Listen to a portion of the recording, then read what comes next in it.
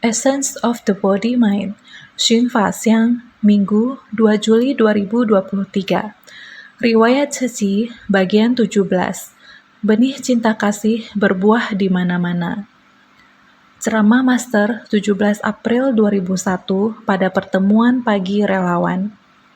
Saya ingat, ketika berada di kuil Bodhisattva Sitigarbha yang kecil, di tempat yang begitu kecil itu, saat itu tidak ada relawan komite, hanya ada beberapa anggota donatur.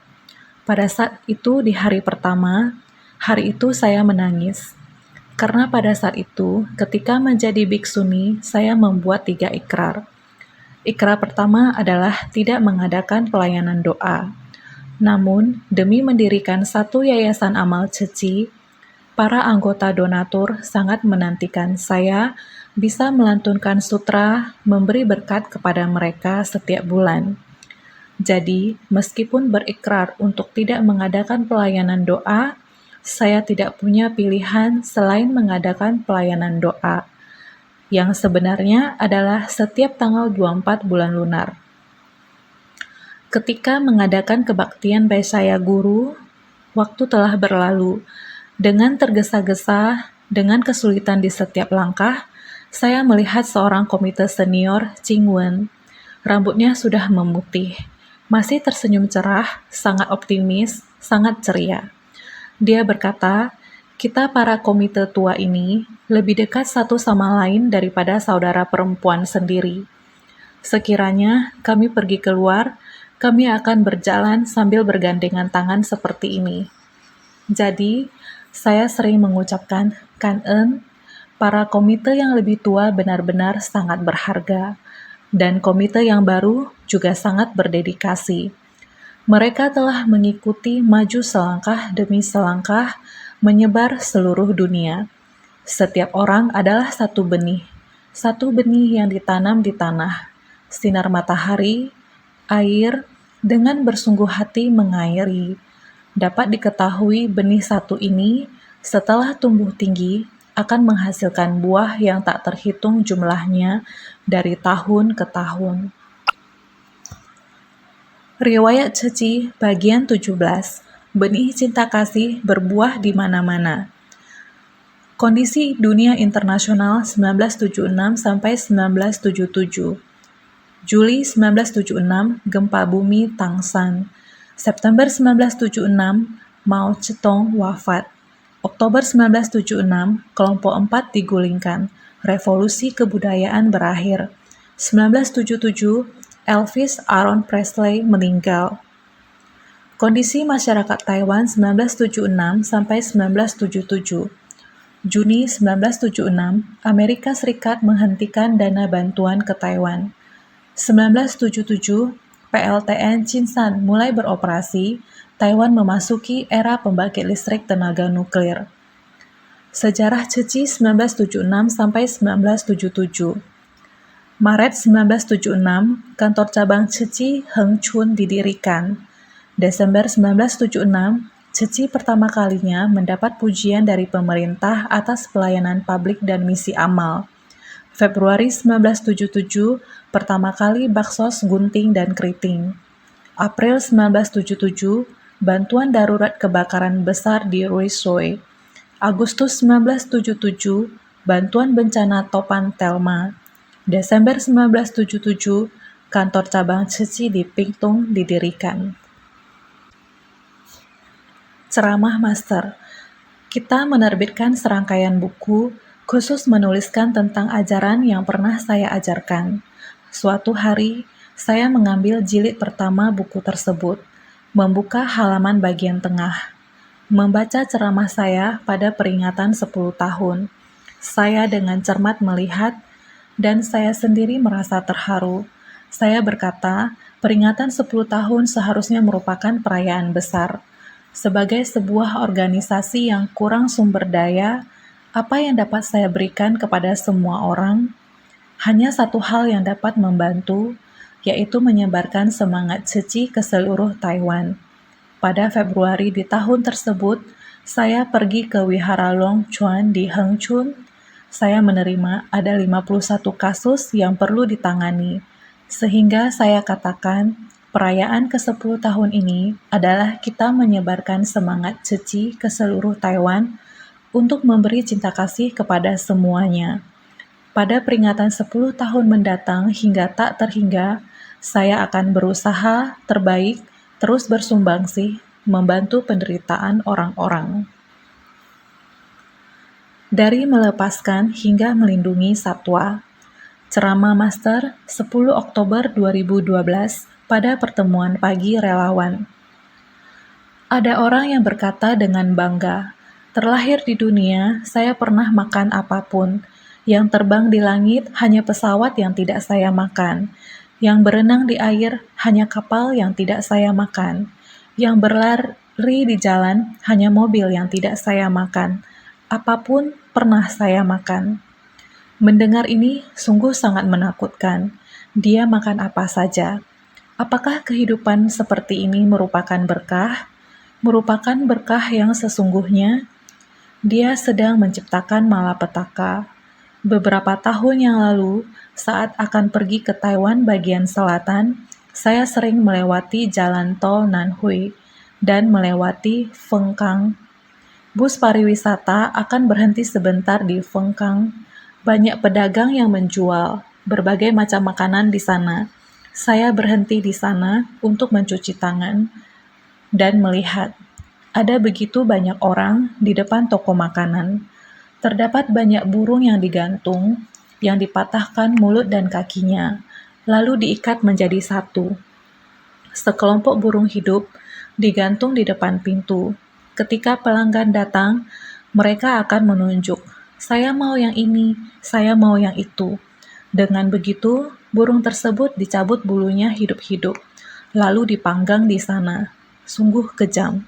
Saya sungguh tidak tega melihatnya. Saat itu, kami membeli semuanya. Mobil kami berjalan ke arah Pingtung.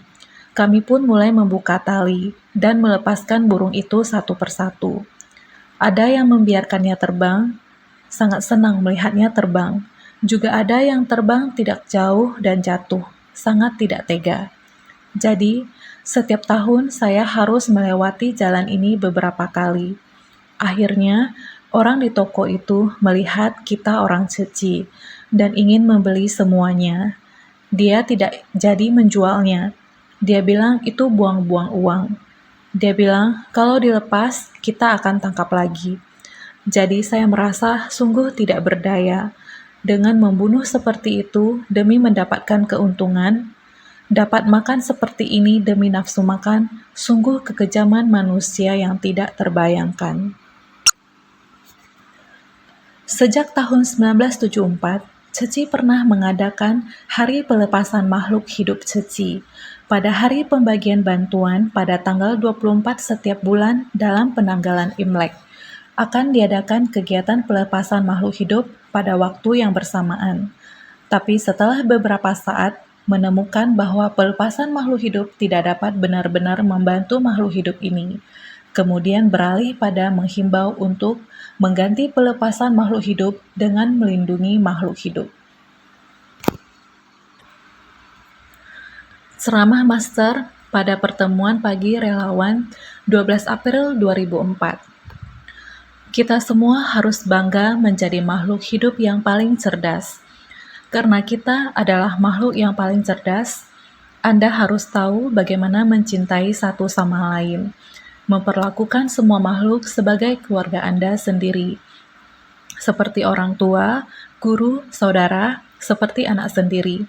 Demikian mencintainya, melindunginya, dapat hidup bersama, saling melindungi dan saling mencintai seperti ini, dapat hidup berdampingan dan makmur bersama. Dengan demikian, betapa indahnya kehidupan seperti ini.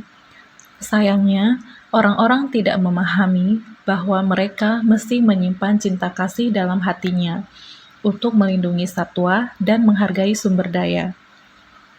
Saya selalu berkata, daripada melepaskan satwa, lebih baik mengubah pola pikir kita untuk melindungi satwa. Mari kita melindungi satwa, mari kita mencintai satwa. Kita mesti menganggap ruang tempat tinggal kita, segala makhluk hidup, semesta alam dan sebagainya bagaikan rumah mewah. Kita mesti menghargai segala yang ada di dalam rumah ini. Segala benda, baik itu tanaman, hewan, ataupun perubahan iklim dan alam, kita mesti menganggap mereka sebagai guru kita. Kita mesti menganggap segala hewan bagaikan keluarga sendiri. Dengan begitu, apakah kita tega mencelakai mereka? Bila kita melukai hewan, hewan akan melukai kita kembali. Merupakan hal yang lazim bagi hewan untuk saling melukai. Jadi, bila kita melindungi satwa, mereka akan hidup berdampingan dengan kita. Namun, bila kita membunuh satwa, mereka juga akan mencari cara untuk melawan balik. Sebenarnya ini sangat adil.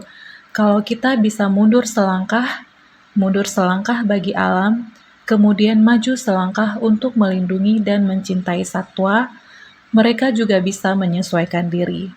Lihatlah, bukankah ini merupakan cara satwa mengajari kita? Inilah mengapa saya berkata bahwa segala hal dan benda di dunia ini adalah layaknya guru kita, seperti guru kita. Kalau kita melihat mereka dengan kesungguhan hati, kita akan belajar banyak hal. Dunia ini bagaikan rumah besar yang membuat kita bisa hidup bebas leluasa. Kalau kita memperlakukan yang lain dengan cinta kasih, bukankah segala benda seperti orang tua kita, seperti guru kita, seperti saudara kita, atau seperti anak-anak kita? Asalkan ada cinta kasih, asalkan kita menggunakan cinta kasih untuk melindungi satwa, dunia ini akan benar-benar menjadi indah. Hari Pembagian Bantuan dan Baksos Gunting Rambut, 10 Februari 1977. Pembagian bantuan musim dingin sebelum Tahun Baru Imlek demi Kan Eunhoo menambahkan sebuah pelayanan khusus, yaitu gunting rambut dan mengeriting rambut gratis. Pemilik salon rambut Shin Mei Tu di Hualien, Yu Yong Chin yang Xu Ying suami istri, mulai dari hari ini membangkitkan tekad untuk memangkas rambut. Perlahan-lahan meluas hingga sekarang. Seluruh Taiwan dimanapun itu, setiap bulan saat hari pembagian bantuan, akan ada tukang pangkas atau potong rambut yang membangkitkan tekad. Demi menjaga Kan Eunhoo melakukan amal pemotongan rambut. 3 bulan sekali amal keriting rambut. Ceramah Master 27 Maret 2002 pada pertemuan pagi relawan. Cantik bukanlah hak orang kaya. Benar, bukan hanya orang kaya barulah memiliki hak ini. Orang miskin juga memiliki hak demikian. Para hadirin, hati cinta kasih adalah setara. Kita semuanya sangat berharap hidup setiap orang akan memiliki kehidupan yang penuh berkah. Setiap orang tubuhnya sehat, setiap orang terlihat bersih, cantik, pintar, dan bijaksana. Ini adalah yang didoakan setiap orang di seluruh dunia. Dimanapun itu, asalkan adalah manusia, maka akan memiliki hak. Memiliki hak untuk mengatakan, saya ingin sehat. Dia memiliki hak untuk mengatakan, saya ingin sangat cantik. Seharusnya memiliki hak. Tetapi, sangat banyak yang tidak bisa diatur oleh dirinya sendiri. Jadi harus bagaimana? Maka membutuhkan orang yang memiliki hati, orang yang memiliki cinta kasih, orang yang berjodoh, memiliki hati, memiliki cinta kasih, juga harus berjodoh. Memiliki jodoh, tapi tidak memiliki cinta kasih dan hati, juga tidak bisa apa-apa. Jadi, kita harus terus-menerus memberikan dorongan kepada lebih banyak orang yang memiliki hati, memiliki cinta kasih, dan juga memiliki jodoh. Berjodoh, kita akan dapat menolongnya. Berjodoh, kita barulah dapat memberikan kepadanya hak yang dibutuhkannya. 27 Januari 2011, Pertemuan Pagi Relawan. Kita adalah setiap bulan lunar tanggal 24 adalah hari Ceci. Kita sudah melihat semua orang seperti pulang ke rumah, penuh sukacita, membawa serta tua dan muda. Seperti ini saling menggandeng. Pulang kembali seperti ini, Ceci selalu menyediakan kebutuhan untuk merayakan tahun baru untuk mereka, yang akan digunakan selama tahun baru. Yang untuk dimakan, dipakai, digunakan, semua sangat lengkap, sehingga semua orang sangat gembira. Juga ada bakso gunting rambut. Sangat berterima kasih kepada tukang cukur yang setiap bulan selalu datang secara rutin. Juga pernah satu kali mengeriting rambut mereka. Jadi, gratis gunting rambut dan keriting rambut. Ini adalah agar mereka setiap bulan ada satu kali yang baru, dicukur menjadi leluasa, melewati sebuah tahun yang baik. Juga ada baksos pengobatan, konsultasi, dan juga ada pendidikan kesehatan, mengajarkan bagaimana mendaur ulang, mengajari mereka bagaimana menjaga kesehatan dan kebersihan. Sungguh sangat bermakna. Semua orang sangat bahagia. Saya semakin bersyukur semua penerima bantuan kita, keluarga yang mendapat perhatian, semuanya diundang ke kantor cabang, memberi mereka perayaan tahun baru yang sangat hangat. Selain sama dengan yang di Taiwan, selain ada baksos pengobatan, ada baksos gunting rambut dan lainnya. Ada yang menyanyi dan menari di panggung, menghibur opa-oma, dan membiarkan mereka naik ke panggung untuk berbagi tentang kehidupan setiap orang. Banyak orang merasa bersyukur, berbagi kesan batin. Yang penuh dengan rasa syukur sudah begitu menyentuh, apalagi bisa melihat agama yang berbeda. Apapun agamanya, Ceci selalu dengan rasa syukur yang sama untuk bersumbangsi. Sumbangsi yang seperti itu masih harus mengucapkan terima kasih kepada yang agamanya berbeda. 28 April 2007, pertemuan pagi relawan. Tukang cukur ini, semua orang menyapanya Guru Cheng. Dia adalah tempat cukur yang paling terkenal di Futing. Namanya Salon Xiu Xiu. Dia bilang, jika mau dicukurin oleh tukang cukur ini harus antri. Kadangkala tidak mendapatkan giliran. Tukang cukur ini diajak oleh relawan kita yang bernama Nian Chan. Dia selama ini adalah pelanggan tetapnya, hingga berkembang menjadi seorang teman. Dari teman menjadi donaturnya. Jadi, sering membahas tentang Ceci dengan dia, dan dia juga tersentuh. Jadi, tukang cukur ini pun mulai mengajak yang lain. Salah satu lagi yang juga adalah tukang cukur, juga saling merespon untuk gabung. Jadi, mereka berdua benar adalah tukang cukur yang baik. Mereka semua ikut bergabung, turun tangan sendiri. Relawan Bodhisatwa sangat bersungguh hati. Dia mau satu hari sebelum cukur rambut, harus bertanya kepada dokter keluarganya, apakah orang ini bisa dicuci rambutnya? Bisakah membantu orang ini untuk memotong rambutnya? Harus dokter keluarganya yang memberikan jawaban. Memberikan jawaban boleh, dia baru bisa mendaftarkan namanya. Besoknya, ada berapa orang yang boleh memotong rambut? Ini sangatlah teliti. Cinta kasih seperti ini, berkah suara cinta kasih, terus-menerus tersebar keluar. Suara seperti ini harus terus-menerus tersebar di luar untuk membuat banyak orang tersentuh. Bantuan bencana kebakaran di Roisoi. Ceramah master pada pertemuan pagi relawan tanggal 11 April 2015. Sejak dulu sekali, ketika terjadi bencana di suatu tempat, Ceci selalu datang tepat waktu memberikan perhatian. Pada tanggal 11 April 1977, kejadian itu terjadi di Roisoi, yang terletak cukup jauh dari Hualien. Lokasinya di samping stasiun kereta api, merupakan sebuah kecamatan. Meskipun Roisoi adalah desa kecil, juga merupakan tempat yang padat penduduk. Jadi di jalan ini, tepat di samping stasiun kereta api, ada sebuah salon. Tiba-tiba entah karena masalah listrik, terbakar dan menyebabkan lebih dari 70 rumah terbakar. Sederetan rumah terbakar. Bisa dibayangkan betapa besar api tersebut. Saat itu, Qingsi belum memiliki telepon. Seorang anggota komite di Roisoi, Chen Chu-mei, menghubungkan Ceci Qingsi di Hualien. Kemudian, Qingzi Sijie datang ke Qingsi untuk membahas kejadian tersebut. Ketika kami mendengarnya, kami segera berusaha memahami informasinya. Pada saat itu, tidak ada televisi yang bisa digunakan untuk melihat berita dengan cepat. Jadi kami mengandalkan telepon. Kami sedikit memahami situasi dari percakapan telepon.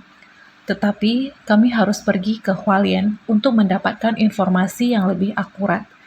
Kami segera mempersiapkan diri dan mengumpulkan relawan Ceci. Pada saat itu, jumlah relawan komite masih sangat sedikit. Tetapi bencana kebakaran yang begitu parah, kami juga dengan sangat cepat dan dengan segera ke tempat terdekat, Yuli dan sebagainya. Dan para relawan di Roisui dengan segera datang dan memberi perhatian, dan juga telah membagikan dana bantuan darurat sebesar lebih dari 200.000 NTD.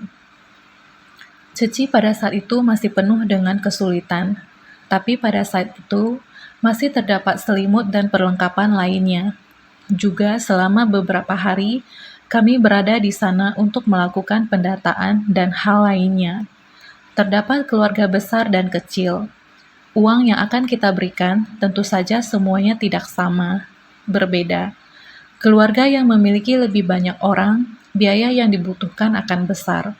Keluarga yang memiliki lebih sedikit orang, biaya yang dibutuhkan akan lebih sedikit. Oleh karena itu, kita harus melakukan pendataan terlebih dahulu. Pada saat itu, semuanya terbakar dalam sekejap, termasuk semua ruangan yang ada di kantor pemerintahan. Semuanya juga terbakar. Untuk mencari tahu daftar nama keluarga mereka benar-benar sangat sulit. Untungnya, di antara para korban juga ada keluarga relawan komite kita yang juga terkena dampak bencana. Meskipun ada lebih dari 70 keluarga, penduduk desa memiliki hubungan yang sangat baik. Mereka kira-kira bisa mengingat hampir setiap keluarga, setiap orang di dalam keluarganya, dengan nama apa dan sebagainya. Relawan komite tersebut mengenal mereka dengan baik, sehingga menjadi sangat sulit untuk mengumpulkan data dan dimengerti. Ini semua yang dilalui pada saat itu, yang pernah kita alami. Ada begitu banyak hal yang harus kita lihat kembali. Ketika memikirkan masa lalu, selama puluhan tahun ini, apa yang telah kita lihat dan lakukan, serta jalan yang telah ditempuh, sungguh sangat banyak. Topan Telma dan Pingtung. Ceramah master pada pertemuan Komite Pingtung 8 April 2002. Ceci kita mulai dari tiada menjadi ada, dan mulai dari sedikit orang menjadi banyak. Kita mulai sangat awal di Pingtung. Jika melihat perjalanan saya di seluruh Taiwan, tentu saja Hualien yang paling awal. Lokasi selanjutnya seharusnya Pingtung. Saya sangat bersyukur pada saat itu, karena adanya Biksu Weili. Dia pernah membawa Biksuni Chen Hui dan Biksuni Chen Qing ke Hualien. Karena adanya jalinan jodoh, kadang-kadang Master ingin memberitahu kalian, kita harus menggenggam jalinan jodoh ini dengan baik-baik. Kadang-kadang, meski orang saling mengenal, jalinan jodoh tetap sulit dipahami. Mengapa Biksu Weili bisa mengenal saya? Ini adalah cerita dari waktu yang sangat lama, yakni ketika saya pertama kali menjadi biksuni, saya pergi ke kuil Han Hui untuk retreat masa warsa. Selama retreat masa warsa di sana, Master Weili juga tinggal di sana untuk retreat. Pada saat itu, kami ada 2 atau 3 orang. Pada saat bersamaan, kami mendaftar untuk sekolah di Jepang. Biksu Weili juga salah satu di antara kami. Dengan adanya jalinan jodoh demikian, kami saling mengenal. Biksu Weili akhirnya pergi setelah dia diterima.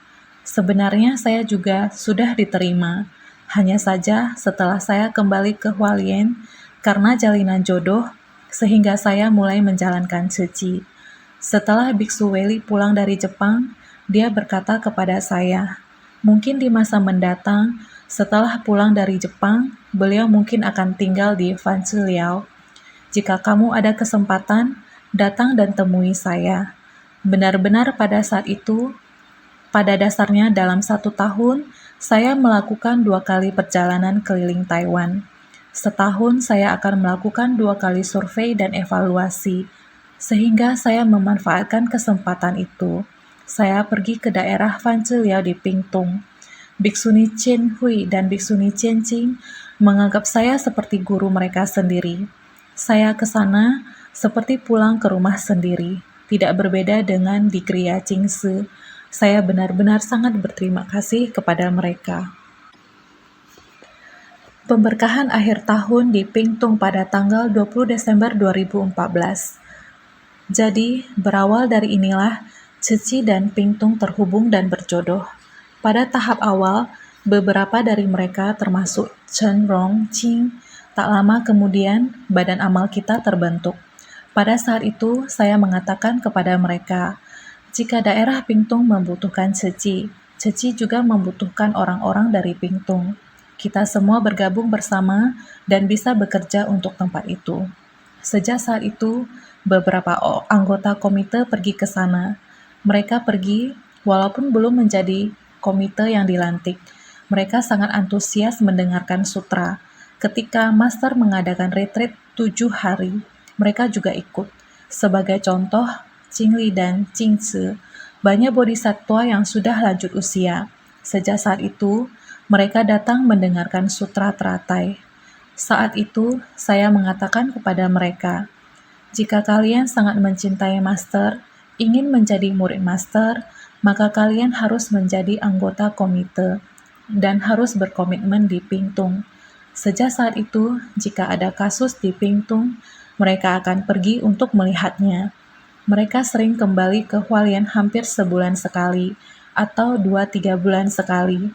Dulu jika ingin pergi ke Hualien, jaraknya sangat jauh, dan tidak ada kereta api.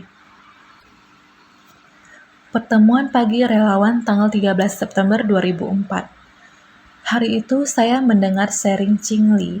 Dia berkata saat itu ingin mengikuti master. Adalah tidak begitu mudah. Mau memohon menjadi murid master. Master lalu berkata kepada kami tinggal di Pingtung begitu jauh. Di sana cari satu guru setempat sudah bisa. Tidak perlu datang sampai ke Hualien. Dia berkata, kami lalu segera berkata kepada master, Master, kami melewati gunung dan sungai. Melewati ribuan gunung dan sungai begini, datang memohon master. Master baru mulai terharu berkata, baiklah, seandainya kamu mau menjadi murid master, kamu harus membantu saya melakukan suci. Beliau berkata, Master, sepanjang jalan saya adalah satu niat satu tekad. Akar rumput yang bagus, sangat gemas, sudah 80 tahun lebih. Pelatihan 4-in-1 Wilayah Utara tanggal 8 September 2008. Ingat angin topan Telma, bencana besar di bagian selatan.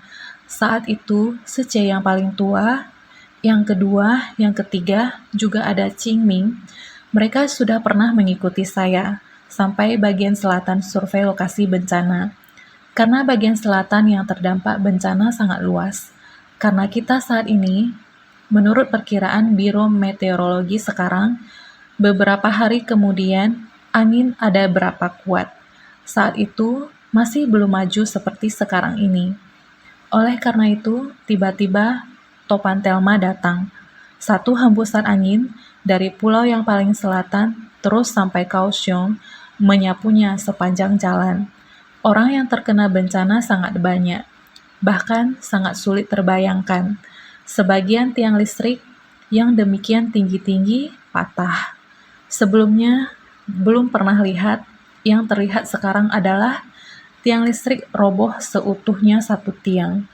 Kala itu di daerah Siakang, dari mana kapal akan masuk ke pelabuhan, tiang listriknya yang besar-besar seperti ditebas dengan pisau, dipotong menjadi 2 dengan rapi. Pemandangan seperti ini dapat menjelaskan seberapa besarnya bencana tersebut. Para komite dari Taipei mengikuti master, termasuk juga yang dari Hualien. Kala itu belum begitu meluas, sehingga kantor Ceci di bagian selatan belum berdiri. Kami hanya mengetahui tempat yang disebut Fanzhiliao. Maka ketika kami ke sana, kami tinggal di Vanziliao. Setiap hari pagi-pagi, kita akan keluar saat hari belum sepenuhnya terang. Namun, kedua tangan kami kosong.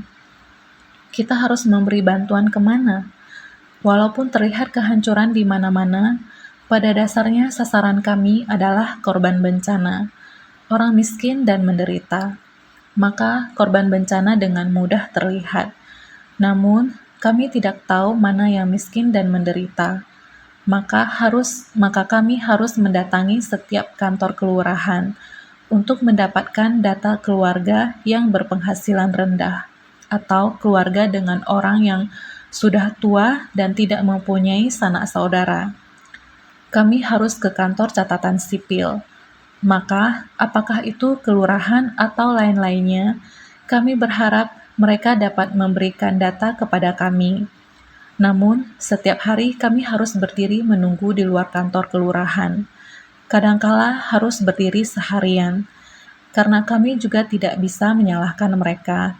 Rumah mereka juga terkena bencana, sehingga mereka juga harus merapikan rumah mereka sendiri. Dokumen yang ada di dalam juga ada yang sudah rusak.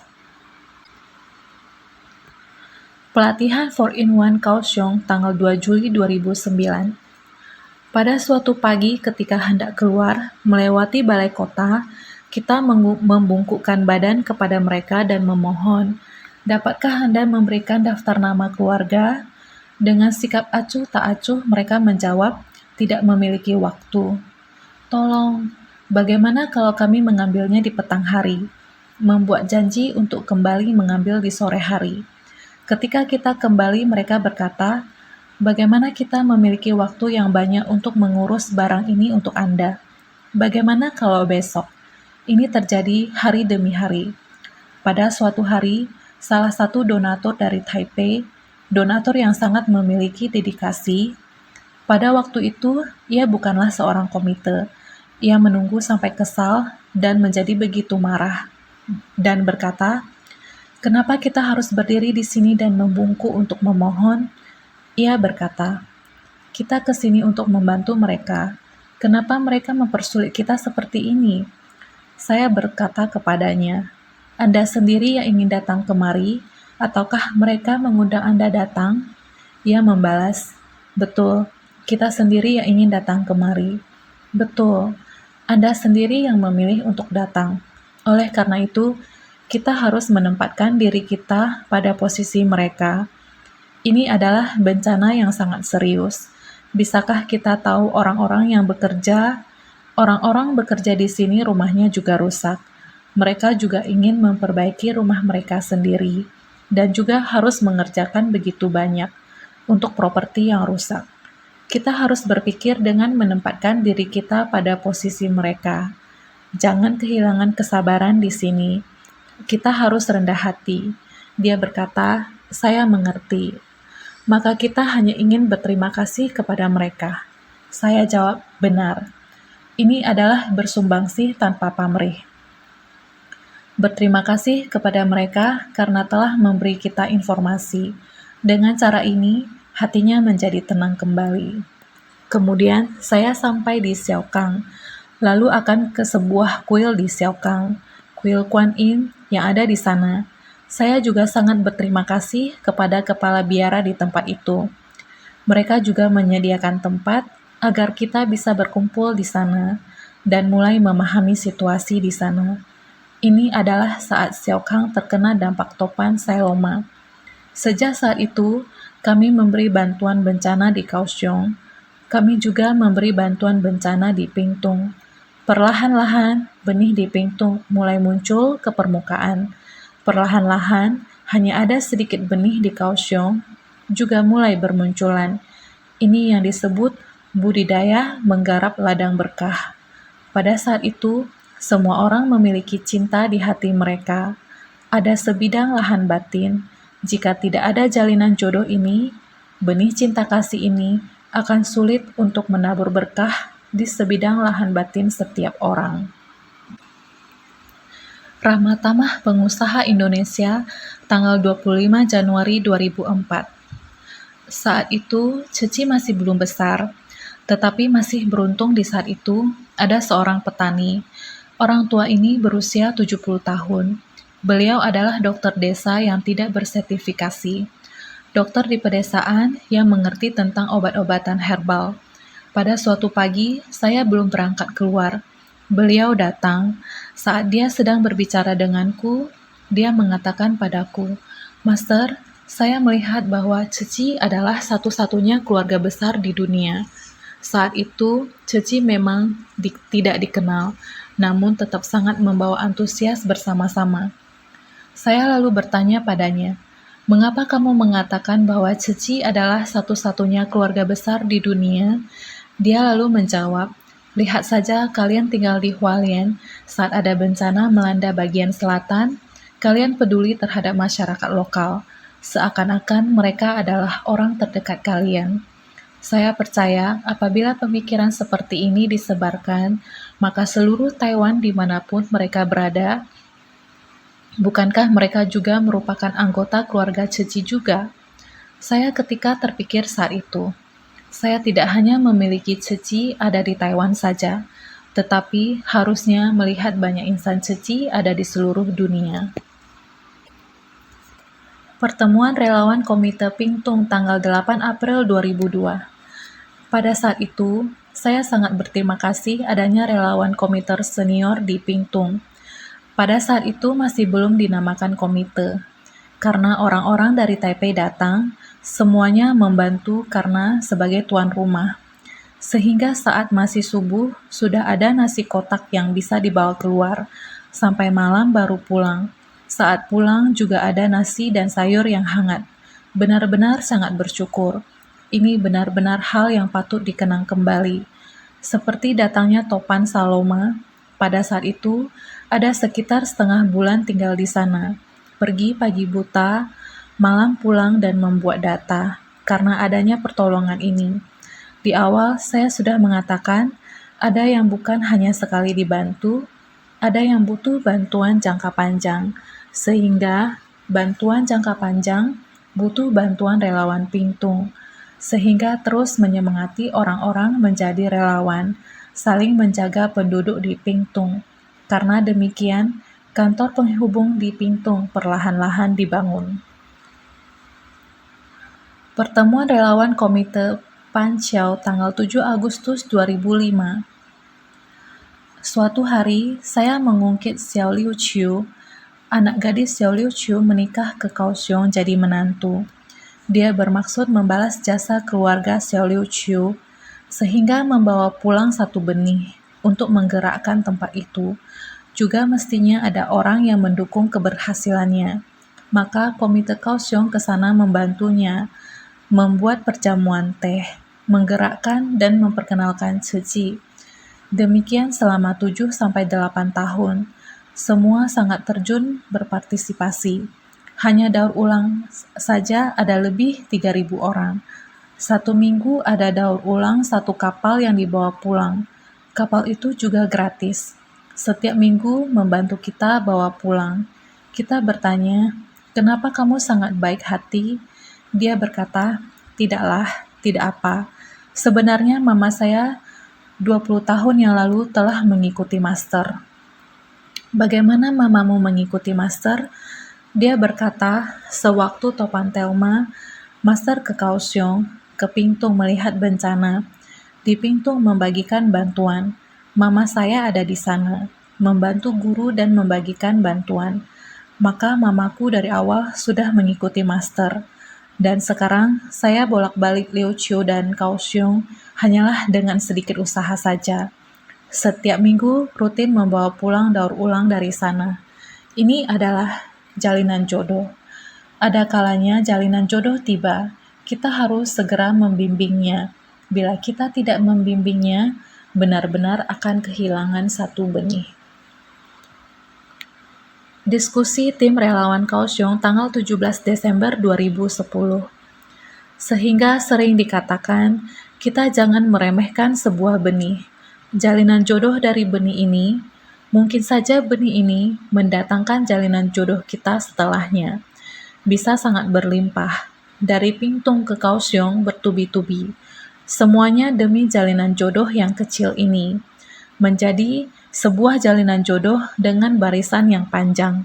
Ini yang perlu kita syukuri.